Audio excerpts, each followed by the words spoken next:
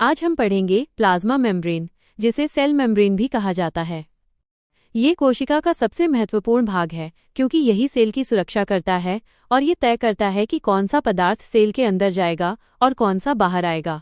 इसलिए इसे सेल का सिलेक्टिव प्रोटेक्टिव बाउंड्री भी कहा जाता है। सबसे पहले इसकी डेफिनेशन समझते हैं। प्लाज्मा मेम्ब्रेन कोशिका की पतली, लचीली और बाहरी आवरण होती है। ये सेल के इंटरनल एनवायरनमेंट को एक्सटर्नल एनवायरनमेंट से अलग करती है। ये प्लांट सेल, एनिमल सेल और सभी माइक्रो ऑर्गेनिज्म सहित प्रत्येक जीवित कोशिका में पाई जाती है। अब बात करते हैं इसकी स्ट्रक्चर की। प्लाज्मा मेम्ब्रेन की मोटाई लगभग 7 से 10 नैनोमीटर होती है। यह बहुत पतली होती है, लेकिन अत्यंत महत्वपूर्ण होती है। इसका निर्माण मुख्य रूप से लिपिड्स, प्रोटीन्स और थोड़ी मात्रा में कार्बोहाइड्रेट से होता है।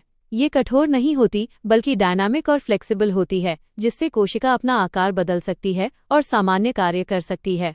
अब समझते हैं फॉस्फोलिपिड बाइलेयर, जो प्लाज्मा मेम्ब्रेन का सबसे महत्वपूर्ण संरचनात्मक भाग है।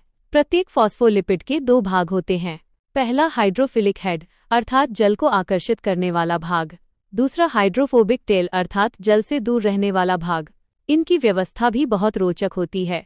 हाइड्रोफिलिक हेड दोनों ओर पानी की दिशा में बाहर की ओर रहते हैं, जबकि हाइड्रोफोबिक टेल बीच की ओर एक दूसरे की तरफ रहती हैं। इस प्रकार 2 परतें मिलकर फॉस्फोलिपिड बाइलेयर बनाती हैं।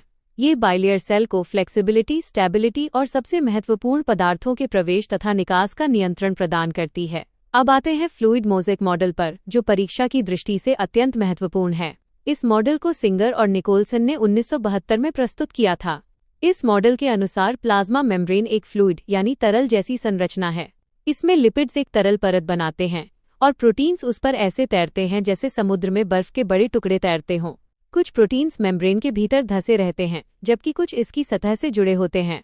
लिपिड्स और प्रोटीन्स की ये लगातार गति ही मेम्ब्रेन को डायनामिक और फ्लेक्सिबल बनाती है।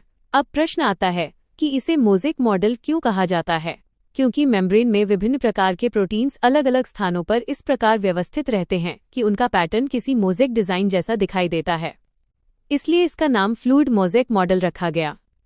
अब जल्दी से रिवीजन कर लेते हैं। प्लाज्मा मेम्ब्रेन कोशिका की बाहरी सुरक्षात्मक परत है। ये लिपिड्स, प्रोटीन्स और कार्बोहाइड्रेट से बनी होती है। इसका मुख्य ढांचा फॉस्फोलिपिड बाइलेयर है, जिसमें हाइड्रोफिलिक हेड बाहर और हाइड्रोफोबिक टेल अंदर की ओर होती हैं। फ्लूइड मोज़ेक मॉडल बताता है कि मेम्ब्रेन एक फ्लेक्सिबल, डायनेमिक और सिलेक्टिवली परमिएबल संरचना है। याद रखिए परीक्षा का सबसे महत्वपूर्ण वन लाइनर।